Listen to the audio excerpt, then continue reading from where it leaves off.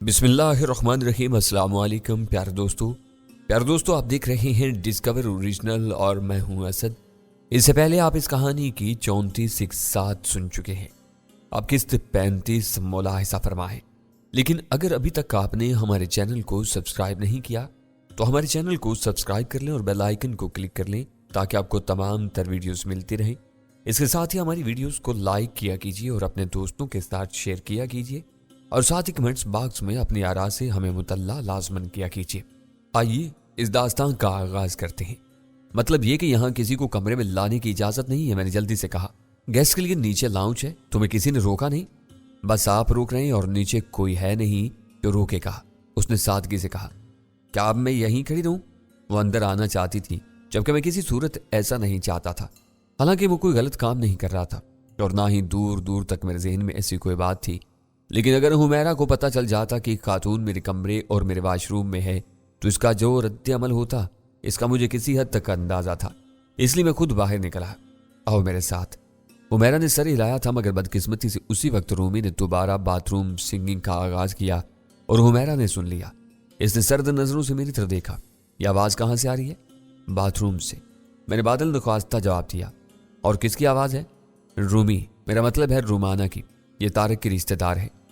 इतनी जल्दी वो आपके कमरे के वाशरूम तक पहुंच गई? हुमैरा ने काटदार लहजे में कहा और पलटकर सीढ़ियों की तरफ चल पड़ी। खुशकिस्मती से फ्लोर खाली था और किसी ने हमारी गुफ्तगू नहीं सुनी थी।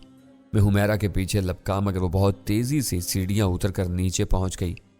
पास शफीक काउंटर पर आ गया था और ऊपर से हुमैरा को आते देखकर उसका मुंह खुले का खुला रह गया था।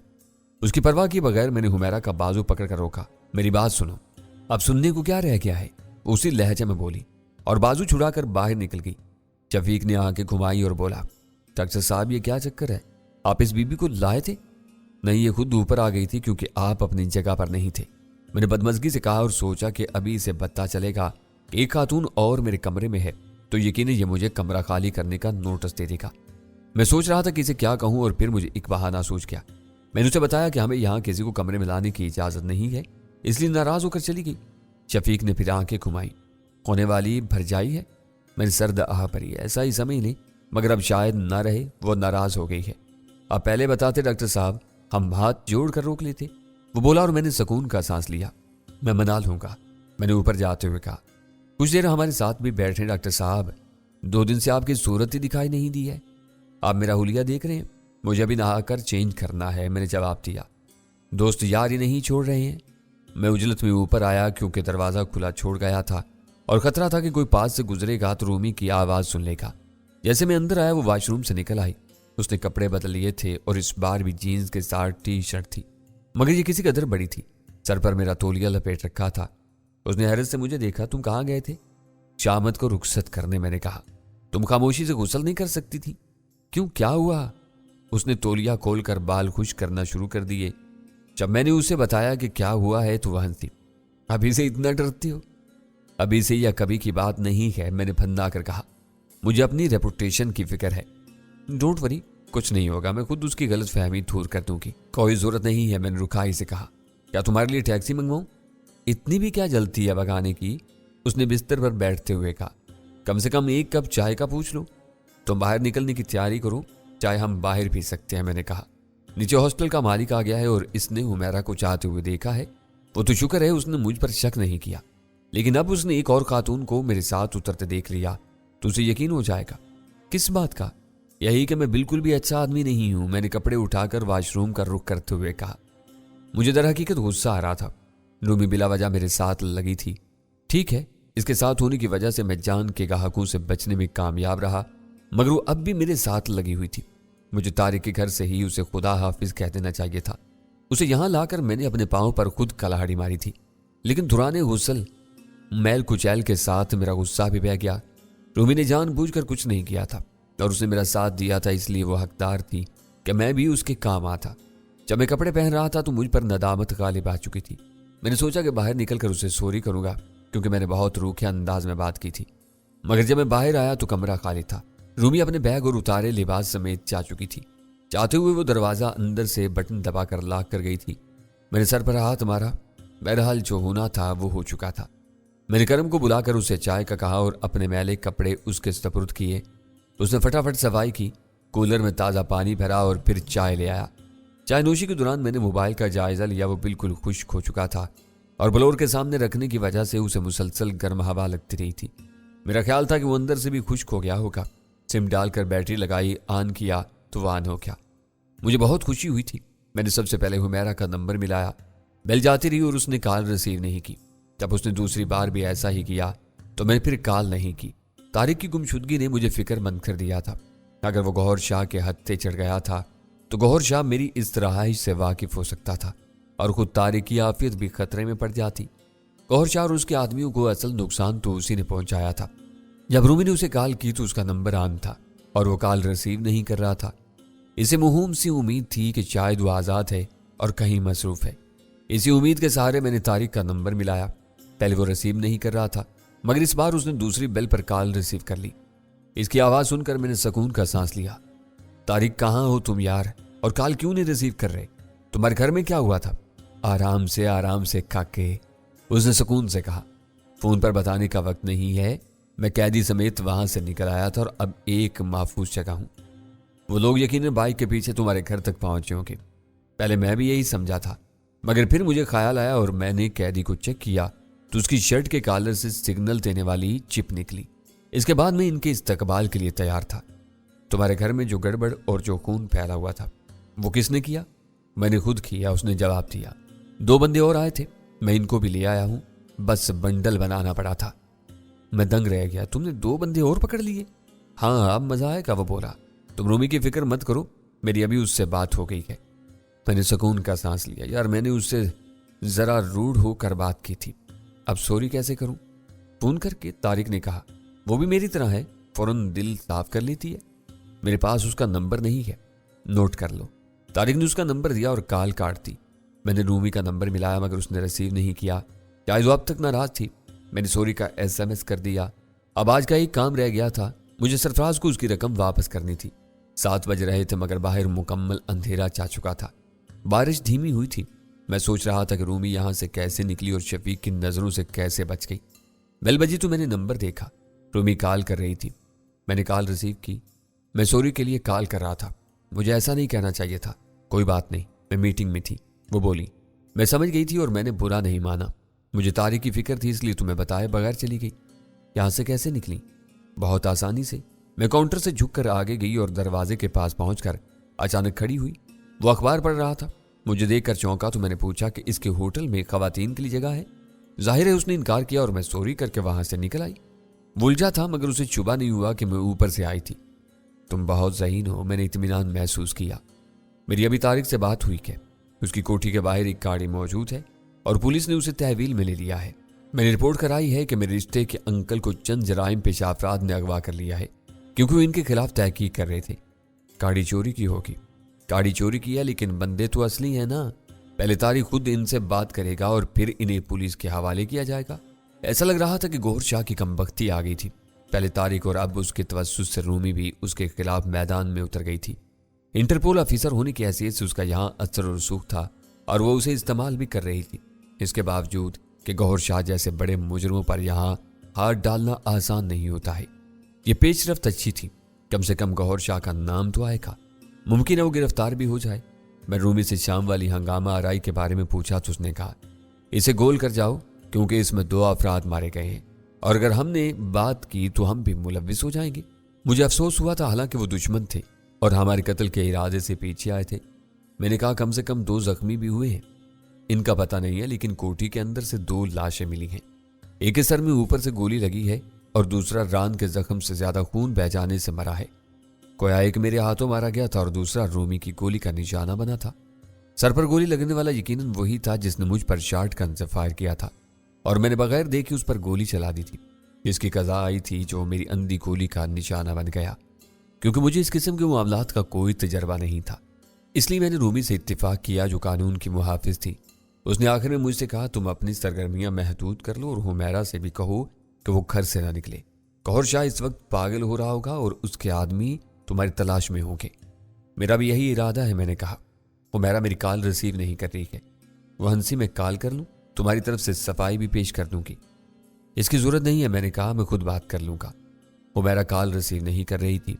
मैं सफाई पेश करने से ज्यादा इस बात के लिए फिक्रमंद था कि वो इस मौसम में बाहर क्यों निकली। उसे मालूम था कि मैं किस हॉस्टल में मुकीम हूं और ये कहाँ है, मगर उसे ऐसी कौन सी मजबूरी थी जो वो यहाँ चली आई थी। मैंने रूमी से बात करके फिर उसका नंबर मिलाया तो इस बार उसने कॉल रिसीव कर ली। क्या कहना चाहते हैं? तुम यहाँ क्यों आई? पागल थी, उसकी आवाज भर आ गई। आपका मोबाइल मुसलसल बंद जा रहा था, इसलिए इस मौसम में घर से निकल आई, मगर काश के ना आती। मैं कुछ देर के लिए खामोश रहा, फिर मैंने कहा, मैं सफाई पेश नहीं करूंगा, लेकिन इतना जरूर कहूंगा कि इंसान बाज औकात जो देखता और समझता है वो वैसा नहीं होता है। जब तुम आई तो मैं और रूमी चंद मिनट पहले पहुंचे थे और हम पूरे 1 घंटे तक दुश्मनों की जानिब से मौत के खतरे से 2-4 रहे, न जाने कैसे बचे। अगर तुम घर पर हो तो टीवी लगा कर देखो, गुलबर्ग की एक वीरान कोठियों से मिलने वाली 2 लाशों की खबर चल रही होगी। क्या हुआ था ये मैं तुम्हें मुलाकात पर बताऊंगा, मैंने कहा। मैंने ये कहने के लिए भी कॉल की है कि अब तुम किसी सूरत घर से नहीं निकलोगी, चाहे तुम्हें मेरी मौत की खबर क्यों ना। अल्लाह ना करे, वो घबरा कर बोली, मुंह से अच्छी बातें निकाला करें। तुम समझ गई हो ना, मैंने कहा। ये मैंने मिसाल दी है। कौरशाह के 3 आदमी हमारे कब्जे में आ गए हैं और वो पागल कुत्ते की तरह हुआ जा रहा है। उसे मेरी तलाश है और वो तुम्हारी ताक में भी हो सकता है। अपनी कोठी के गार्ड को होशियार कर दो और अमजद साहब से भी कह दो कि वो एहतियात करें। आप मुझे डरा रहे हैं? नहीं, मैं खबरदार कर रहा हूं। दुश्मन बहुत ताकतवर और बहुत घटिया है। वो मुझसे ताल्लुक रखने वाले किसी फर्द को नहीं बख्शेगा। अच्छा, मैं ख्याल रखूंगी। अभी डैडी को भी कॉल करती हूँ, वो दफ्तर में है, हुमैरा ने कहा और फिर किसी कदर तवक्कुफ के बाद बोली, रूमी कैसी लड़की है? रिश्ते में तारिक की भांजी लगती है, लेकिन उनके दरमियान मामू भांजी जैसे ताल्लुकात नहीं है। आपका मतलब वो एक दूसरे को पसंद करते हैं?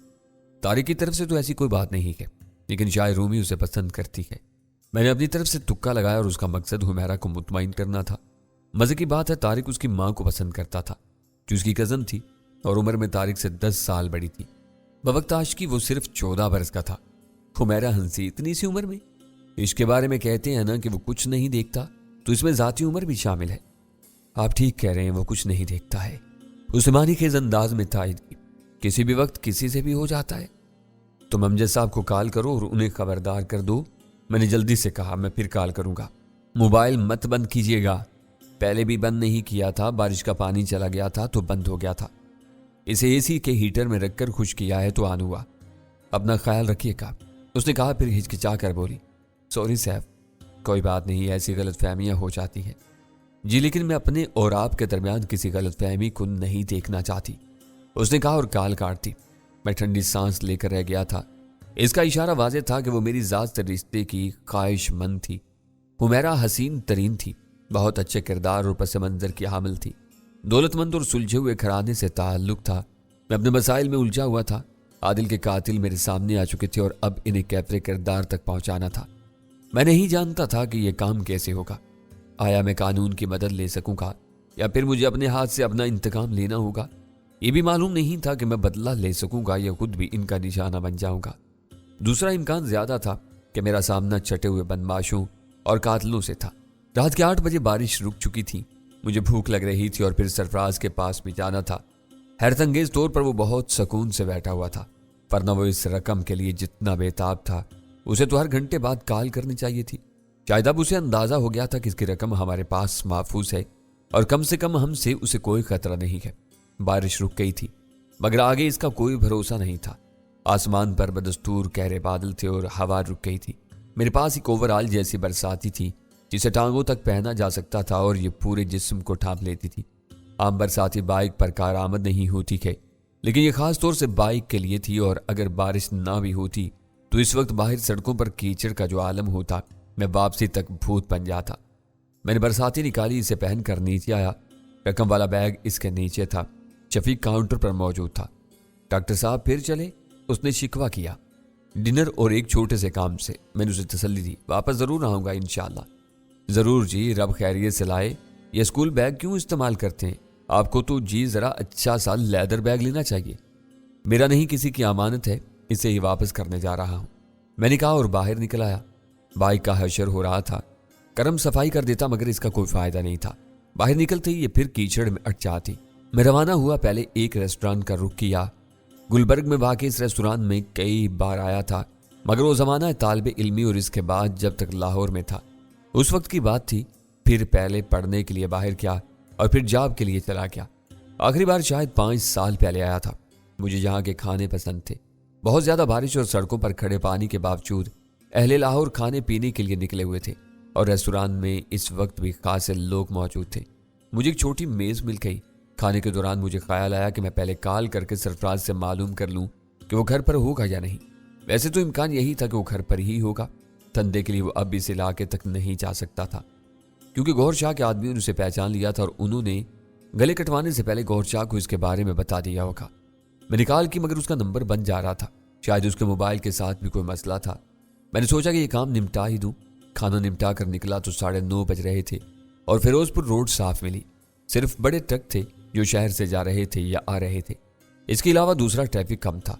पानी भी नहीं था और कीचड़ भी कम था। लाहौर की बड़ी सड़कों पर निकासी आब का इंतजाम किसी कदर बेहतर हो गया है और शदीद बारिश के बाद भी यहाँ ज्यादा देर पानी नहीं खड़ा रहता। बाज अहम सड़कें तो साफ ही रहती हैं। इनका ड्रेन सिस्टम इतना अच्छा है कि इधर बारिश थमी और उधर पानी गायब। मगर आम सड़कों और गलियों का हाल बुरा हो जाता है। एक बार बारिश हो जाए तो दिनों पानी खड़ा रहता है। मैं 15 मिनट में सरफराज के घर के पास पहुंच चुका था। सड़क तक तो मसला नहीं, लेकिन अंदर गलियों में पानी खड़ा हुआ था। मैंने बाइक एक दुकान के पास खड़ी की और पैदल सरफराज के मकान की तरफ बढ़ने लगा। अंदर की गलियों में हाल बुरा था। जो घर जरा नीचे थे इनमें अंदर तक पानी घुसा हुआ था और बाकी की दहलीज तक तो था ही। अलबत्ता सरफराज का मकान किसी कदर ऊंचा था, इसलिए उसके सामने पानी नहीं था। मुश्किल कीचड़ और पानी से बच बचा कर वहां तक पहुंचा और साबका तजर्बे की रोशनी में बेल के बजाय गेट की कुंडी बजाई। जवाब नहीं मिला तो मैं दोबारा कुंडी बजाने वाला था कि दरवाजा हल्का सा हिला। मैं चौंका क्योंकि दरवाजा खुला हुआ था। इसे अंदर धकेला तो वो खुलता चला गया। मैंने अंदर झांका और धीमे लहजे में सरफराज को आवाज दी। आसपास के घरों में खामोशी थी और अगर मैं जोर से पुकारता तब भी शायद कोई नहीं सुनता, मगर मैंने एहतियात से काम लिया। मैं नहीं चाहता था कि कोई मुझे यहां देखे और याद रखे। दूसरी बार भी कोई जवाब नहीं मिला। मैंने आसपास देखा और किसी को न पाकर अंदर आ गया। मैंने दरवाजा भीड़ दिया था जैसे ये पहले भिड़ा हुआ था। मैं खुले पोर्च में खड़ा हुआ था। यहाँ और अंदर तारीकी थी, लेकिन यहाँ बिजली मौजूद थी क्योंकि आसपास तमाम घर रोशन थे। अगर सरफराज घर में नहीं था तो उसे छोटा गेट बंद करके जाना चाहिए था, मगर उसकी कार भी मौजूद थी। अगर वो कहीं गया था तो कार में जाता, मगर नजदीक जाने की सूरत में कार ले जाना बेकार था। मुझे ख्याल है कि शायद वो किसी काम से नजदीक ही कहीं गया था, इसी वजह से दरवाजा ऐसे ही लगा कर चला गया था। इसके अलावा और कोई वजह नहीं हो सकती थी इस तरह गेट खुला छोड़कर जाने की। मगर यह ख्याल खुद मेरे दिल को भी नहीं लगा था। सरफराज जिस किस्म का आदमी था उसे इस तरह बेपरवाही से काम लेना नहीं चाहिए था। कुछ देर सोचने के बाद मैं सामने वाले दरवाजे की तरफ बढ़ा। मेरा ख्याल था कि लाउंज में खुलने वाला यह दरवाजा बंद होगा, मगर उसे हाथ लगाया तो वो भी खुलता चला गया। इसके खुलते ही अंदर से बदबू का झोंका आया जैसे कोई मुर्दा सड़ रहा हो। मेरे दिल की धड़कन तेज हो गई। सरफराज इतना बेपरवाह बिल्कुल नहीं हो सकता था कि अंदर का दरवाजा भी खुला छोड़ जाए। और फिर ये बदबू कैसी थी? मैंने देखा कि फकीर होने के बावजूद वो नफासत पसंद था और उसका घर साफ सुथरा था। मैं लाउंज में दाखिल हुआ तो बू तेज हो गई थी। इतनी तेज थी कि मैंने जेब से रुमाल निकालकर मुंह पर रख लिया। यहाँ रोशनी नहीं थी, मगर बाएं तरफ क्यारी की तरफ खुलने वाली खिड़की से पड़ोसी के घर की रोशनी अंदर आ रही थी और किसी कदर रोशनी हो गई थी। मैं बेडरूम की तरफ बढ़ा और इसके साथ ही बदबू पड़ने लगी। बदबू असल में बेडरूम से आ रही थी और इसका दरवाजा नीम खुला था। मैंने इसे पूरा खोला। अंदर तारीकी थी और कुछ नजर नहीं आ रहा था। मैंने टटोल का स्विच बोर्ड तलाश किया और इसके बटन दबाने लगा। फिर एक बटन दबाते ही कमरा रोशन हो गया और मंजर अपनी तमाम तर खौफनाकी और बदसूरती के साथ सामने आ गया।